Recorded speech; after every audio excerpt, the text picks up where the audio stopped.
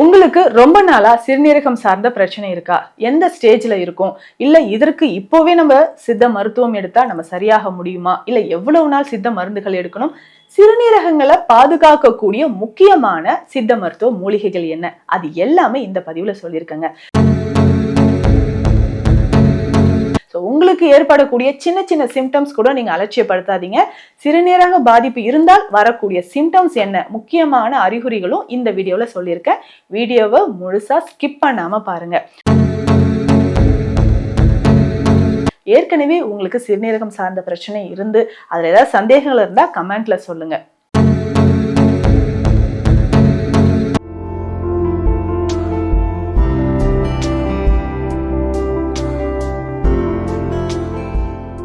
வணக்கம், நான் doctor Nithya, Siddha physician. தொடர்ந்து பல பதிவுகளில் சித்த மருத்துவத்தில் சித்தர்கள் சொன்ன நிறைய விஷயங்களை நம்ம பார்த்துட்டு இருக்கோம்.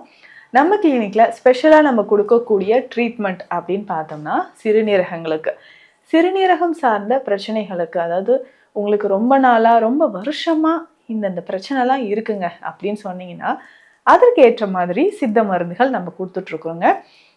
நீங்க முதல்ல செய்ய வேண்டிய விஷயம் என்னன்னா, உங்களுக்கு சின்ன சின்ன சிம்டம்ஸ் ஏதாவது தெரிஞ்சா உடனே நம்ம சொல்ற மாதிரியான டெஸ்ட் எல்லாமே எடுத்துருங்க. பிளட் டெஸ்ட்டோ இல்லை ஸ்கேனோ யூரின் அனலைஸ் பண்ணி பார்க்கும்போது உங்களுக்கு உடல்ல என்ன பிரச்சனை இருக்கு அப்படின்றத கிளியரா உங்களுக்கு தெரிஞ்சிடும். ஏன்னா நிறைய பேர் நம்ம பதிவை பார்த்துட்டு ஆமா இல்ல நமக்கு ரொம்ப நாளா இந்த பிரச்சனை எல்லாம் இருக்கு, டெஸ்ட் எடுத்து பார்க்கலான்னு பார்த்துட்டு மைல்டா எனக்கு புரோட்டீன் லீக்கேஜ் இருக்கு, யூரிக் ஆசிட் லெவல் அதிகமா இருக்கு, யூரியா கிரியேட்டின் அதிகமா இருக்கு அப்படின்னு நீங்க தெரிஞ்சுக்கிறீங்க. நிறைய பேர் கமெண்ட்ஸ்ல சொல்றீங்க, டைரக்டாவும் அந்த ரிப்போர்ட்டை நம்ம கிட்ட எடுத்துட்டு ட்ரீட்மெண்ட் ஸ்டார்ட் பண்றீங்க.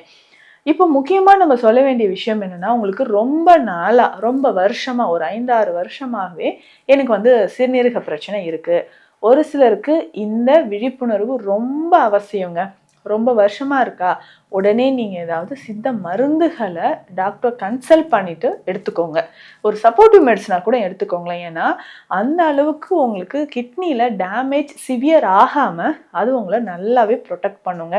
அதுலேயும் முக்கியமா இந்த பாலிசிஸ்டிக் கிட்னி டிசீஸ் அப்படின்னு சொல்ற ஒரு பிரச்சனை, நம்ம கிட்னில ஏற்படக்கூடிய நீர்க்கட்டிகள். ஸோ அங்கங்கே இது ஹெரிடிட்டியாக நிறைய பேருக்கு வருது. ஸோ நம்மக்கிட்ட அந்த ஹெரிடிட்டியாக பார்த்தீங்கன்னா ஒரே ஃபேமிலியில் 3 ஜென்ரேஷனில் இருக்கிறவங்க, ஸோ பாட்டி அம்மாவுக்கு இருக்குது, அவங்களுடைய டாட்டருக்கு இருக்குது, அடுத்து அவங்களுடைய சன்னுக்கும் இருக்குது. ஸோ இந்த மாதிரி ஃபேமிலியோடு இருக்கக்கூடியவங்களும் நம்மக்கிட்ட சிகிச்சை எடுத்துக்கிறாங்க. பாலிசிஸ்டிக் கிட்னி டிசீஸ் இருந்துச்சுன்னா சிறுநீரகங்களில் சுருக்கம் ஏற்படுறதுக்கான வாய்ப்புகள் அதிகமாக இருக்குது. ரொம்ப ரொம்ப கவனமாக பார்த்துக்கோங்க. இப்போது ஒரு 5-6 வருஷமாக எனக்கு கிரியேட்டின் லெவல் 1.8, 2.5 இப்படியே மெயின்டைன் ஆகிட்டு இருக்கு அப்படின்னு சொன்னீங்கனாலும் உங்களுக்கான சப்போர்ட்டிவ் மெடிசன் ரொம்ப ரொம்ப முக்கியம். ஏன்னா அந்த சப்போர்ட்டிவ் மெடிசன் எடுத்தாதான் உங்களுடைய சிறுநீரகங்கள் திடீர்னு சடனாக நமக்கு ஒரு டயாலிசிஸ் ஸ்டேஜுக்கு போகாமல் தடுத்துக்க முடியும். ஏன்னா உங்களுக்கு பிளட் ப்ரெஷர் அதிகமாக இருக்கலாம், இல்லை கொலஸ்ட்ரால் லெவல் அதிகமாக இருக்கலாம். ஸோ அந்த டைமில் நம்ம அதெல்லாம் கவனமாக பார்த்து தான் நம்ம சித்தா மெடிசன் ஸ்டார்ட் பண்ணணும். ஏற்கனவே நீங்கள் பிபி மெடிசன்ஸ் எடுத்துகிட்டு இருக்கீங்கன்னா வாரம் ஒரு முறை கட்டாயமாக உங்கள் பிளட் ப்ரெஷர் எவ்வளோ இருக்குன்னு செக் பண்ணிக்கோங்க. அது ரொம்ப ரொம்ப முக்கியம். ஸோ உங்களுடைய பிபி எவ்வளோ இருக்குன்னு நீங்கள் செக் பண்ணிட்டு வரும்பொழுது தான் அதிகமான பிபி இன்க்ரீஸ் ஆக கிட்னியோட ஃபங்க்ஷன் குறையும், கிட்னிக்கு போகக்கூடிய பிளட் சர்க்குலேஷன் குறையும். ஸோ நீங்கள் கவனமாக பார்க்கக்கூடியது யூரியா கிரியேட்டினோட இஜிஎஃப்ஆர் டெஸ்ட்டும் எடுத்து பார்த்துக்கோங்க. அது ஒன்றும் இல்லை, யூரியா கிரியேட்டினை கால்குலேட் பண்ணி உங்களுக்கு கொடுப்பாங்க. அது மேக்ஸிமம் நமக்கு 70 இருக்கணுங்க. ஸோ 70க்கு மேலே இருக்கணும் கண்டிப்பாக.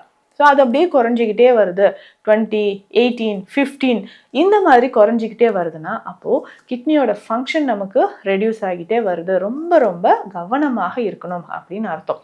உங்கள் உணவு முறையில் இந்த டயரிட்டிக்ஸ், அதாவது சிறுநீர் பெருக்கி அந்த தன்மை இருக்கக்கூடிய மூலிகைகளை எடுக்கணும். ரொம்ப காரமான புளிப்பான, அதாவது உடலுக்கு ஹீட், அதாவது உங்கள் பாடியோட கண்டிஷன் ஹீட்டை இன்க்ரீஸ் பண்ணுற மாதிரியான உணவுகளை எதுவுமே எடுக்கக்கூடாது. அப்போது மசாலா சேர்ந்த உணவுகள், காரமாக ஸ்பைஸியாக நல்ல ஆயிலில் டீப் ஃப்ரை பண்ணக்கூடிய ஐட்டம்ஸோ இல்லை அவுட் சைட் ஃபுட் நிறைய சாப்பிட்றீங்கன்னா அது எல்லாமே தவிர்த்துக்கோங்க. சிறுதானியங்கள் சேர்த்துக்கலாம், அரிசி வகைகள், நம்மளுடைய பாரம்பரிய அரிசி வகைகளை நீங்கள் எடுத்துக்கலாம்.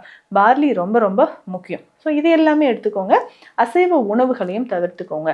உங்களுடைய சிறுநீரகங்கள் நிறைய பேருக்கு என்னன்னா ஃபைனல் ஸ்டேஜில் வரீங்க, 5th ஸ்டேஜ்.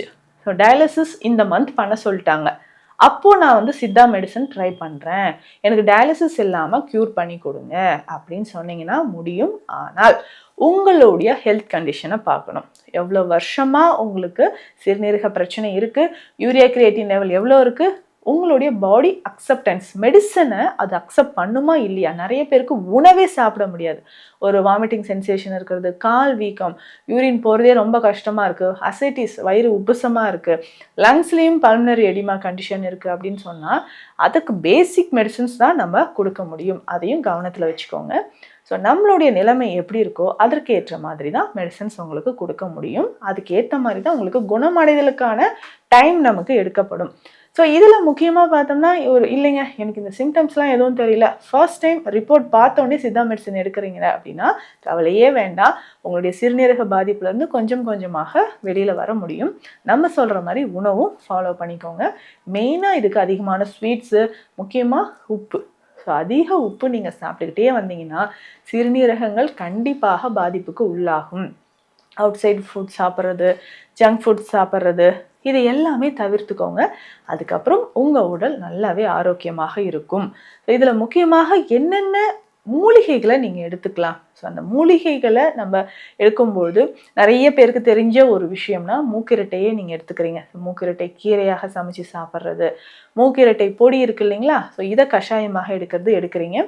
இதனோடு சேர்த்து சில மூலிகைகளும் எடுக்கலாம். ஸோ நீர்முள்ளி கஷாயமாக எடுக்கலாம், நெருஞ்சில் கஷாயமாக எடுக்கலாம், தொட்டாச்சுருங்கி கஷாயமாக நம்ம பயன்படுத்தலாம், மருதம்பட்டை, மரமஞ்சள், மாவிலங்கப்பட்டை, இந்த மாதிரியான மூலிகைகளும் சிறுநீரகங்களை நமக்கு பாதுகாக்கக்கூடியது தான். தினந்தோறும் உணவில் வல்லாரை சேர்த்துக்கோங்க. வல்லாரை கீரையை துவையலாகவோ சூப் மாதிரியோ எடுத்துக்கலாம். ஸோ கால் வீக்கம் இருக்குங்க, முதுகு பகுதியில் எல்லாமே எனக்கு நீர் கோர்த்த மாதிரி, வயிறு நீர் கோர்த்த மாதிரி இருக்குது அப்படின்னு சொன்னீங்கன்னா இஞ்சி ஒட்டடம், மஞ்சள் ஒட்டடம் நீங்கள் கொடுக்கலாம். ஸோ இது எப்படின்னா மஞ்சளை கொஞ்சம் எடுத்துக்கோங்க, தேவையான அளவு மஞ்சள் எடுத்துட்டு இதில் கொஞ்சம் கடுக்காய் பொடியும் சேர்த்து தண்ணீர் விட்டு பேஸ்ட் மாதிரி மிக்ஸ் பண்ணிக்கணும். கால் பாதத்தில் வீக்கம் இருக்குன்னா எக்ஸ்டர்னலாக நம்ம அப்ளை பண்ணிக்கிட்டே வரணும். ஸோ கால் பாதத்தில் ஒரு மணி நேரம் கழித்து இஞ்சி இருக்குது பார்த்தீங்களா, இஞ்சி ஒரு 50 கிராம் ஒரு 1.5 லிட்டர் தண்ணீரில் நல்லா பாயில் பண்ணிவிட்டு ஒரு 10-15 நிமிடங்கள் அது நல்லா பாயில் பண்ண பிறகு வெதுவெதுப்பான சூட்டில் இருக்கும்போது உங்களுக்கு பொறுக்கக்கூடிய சூட்டில் நல்லா திக்கான ஒரு கிளாத் டவலில் எடுத்துகிட்டு அதை நம்ம ஒட்டடம் மாதிரி கால் வீக்கம் இருக்கக்கூடிய இடத்துல ஏற்கனவே மஞ்சள் பற்று போட்டிருக்கிறோம், அதுக்கு மேலேயே ஒட்டடம் கொடுக்கலாம்.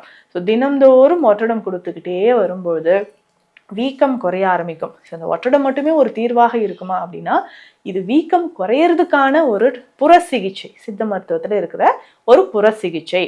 ஆனால் இன்டர்னலாக நீங்கள் மெடிசன் சாப்பிடணும். ஸோ நிறைய பேர் க்யூர் ஆகிட்டு 1 மாதத்துலேயே எப்பா எல்லாம் எனக்கு நார்மல் ஆகிடுச்சு, இதுக்கப்புறம் நான் நான்வெஜ் சாப்பிட்றேன் அப்படின்னு சொல்லிட்டு நம்ம அட்வைஸ் இல்லாமலே நான்வெஜ் சாப்பிட்டீங்கன்னா திடீர்னு இன்க்ரீஸ் ஆகிடும். அந்த மாதிரி இல்லைங்க, நீங்கள் அந்த ரிவர்ஸ் ஆன பிறகும் ஒரு 2 மாதங்கள் அந்த டயட்டும் நம்ம கொடுக்குற சப்போர்ட்டிவ் மெடிசன்ஸும் ஃபாலோ பண்ணணும். ஸோ சிறுநீரகங்கள் அப்படின்னு சொல்கிறது முக்கியமான ஒரு ஆர்கன். அதில் சில பிரச்சனைகள் வருமுன் காப்பது எப்படி அப்படின்றத நிறைய பதிவில் நம்ம சொல்லியிருக்கோம். நீங்கள் எந்த ஸ்டேஜில் இருக்கீங்களோ அதற்கு ஏற்ற மாதிரியான சிகிச்சைகளும் இங்கே வழங்கப்படுது. இதற்கான மருத்துவ ஆலோசனைகள் தேவைப்பட்டால் ஸ்க்ரீனில் இருக்கிற நம்பருக்கு கால் பண்ணுங்கள். நன்றி.